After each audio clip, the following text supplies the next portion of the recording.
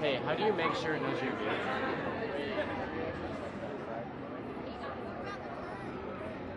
What? Look at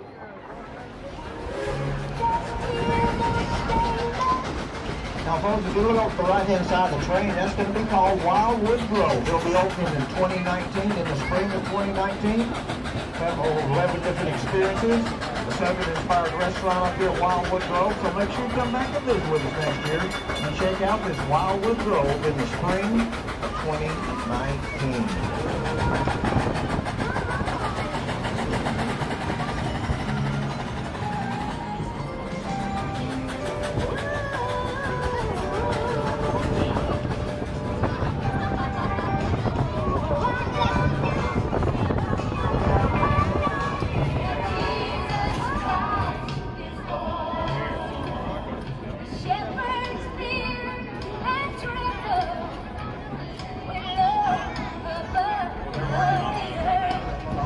Into the firebox.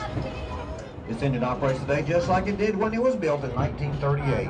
On a busy day, Cinderella will use 5 tons of coal, drink 5,000 gallons of water, and bring between 4,000 and 6,000 people up and down this mountain.